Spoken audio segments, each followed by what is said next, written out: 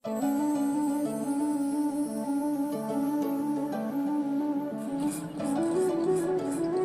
Ocean দিদি আসবে বলেছে, সে যে কখন আসবে কি জানি। এসে বললো যে বসে বসে আমি পুজো দেখবো তোমার।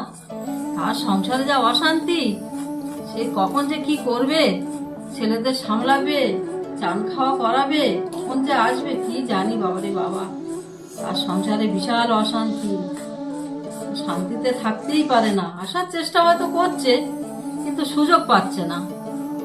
ঠিক আছে, আসুক দেখি, আমিও এইদিকে রেডি করি বড়াটা ততক্ষণে। ভগবানের ভোগের জন্য এখন আমি তালের বড়া বানাতে বসেছি। এই আমি বাতাসা দিলাম।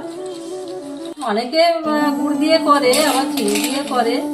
আমি বাতাসা দিয়ে কলা টলা দিয়ে করি, কেন একটা সুগন্ধ সুন্দর সেন্ট হয়, যার জন্য আমি এটা করি। আমি যখন তালের বড়া করি তখন আমি বাতাসা দিয়েই করি, এটা খেতেও খুব সুন্দর হয়। এখন আমি ময়দা দেব।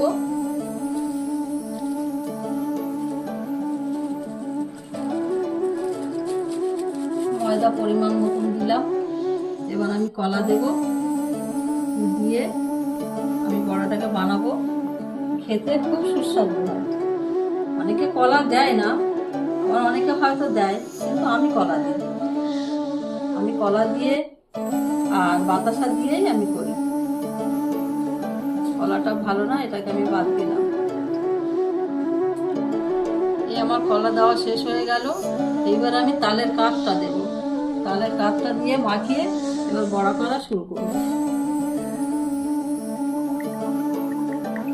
বাবা, তালের বড়াগুলো তাড়াতাড়ি করে নেই, কৃষ্ণকে আবার খেতে দিতে হবে আমার।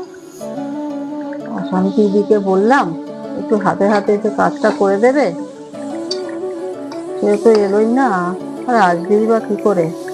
তার সংসারের যা এত কাজ, আমাকে বলেছিল সকাল সকাল আসবে, কিন্তু কি করবে আমি জানি না।